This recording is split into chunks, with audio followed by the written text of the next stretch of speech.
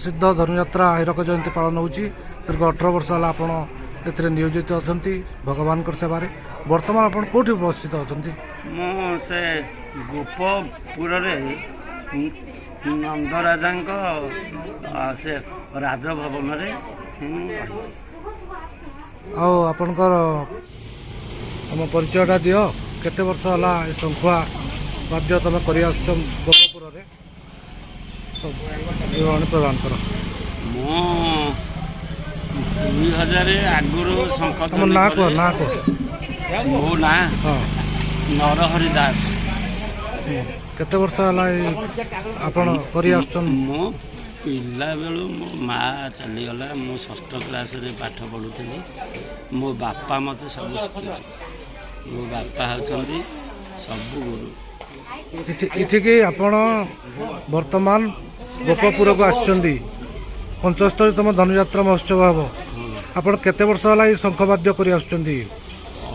दीर्घ 18 वर्ष 18 वर्ष है आपणकर पारिश्रमिक मिलूची हाँ मिलूची सरकार दउची आपण किसी पारिश्रमिक दउची आपण काहे कि एते दूररू आपण को जगह कोडा बड़म्बा भट्टारिका माँ पाखे एते दूररू आपण 18 वर्ष दीर्घ 18 वर्ष धरी बरगढ़ को आछंती गोपपुर को आछंती गोपपुर काहे आसंती आपण मो रथ यात्रा राजा जिते रूपार पालिक बसती से शंखध्वनि करे मने मने भाविली विश्व प्रसिद्ध रथ यात्रा तो लगिली विश्व प्रसिद्ध धनुयात्रा टी लगती आसिली जे एली बाबू आमर थिले कहले ना ये शंखध्वनि चले ना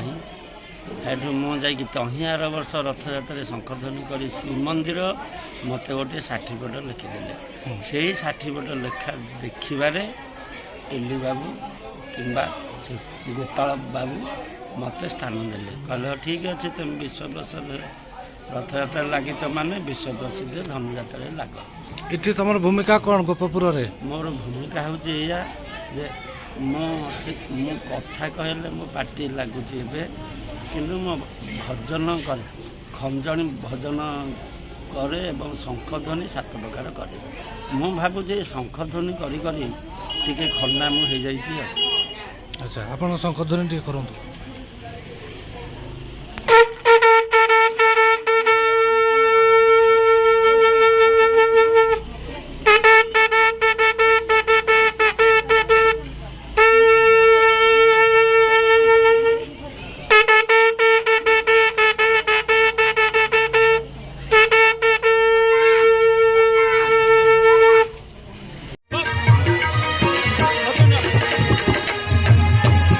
Sira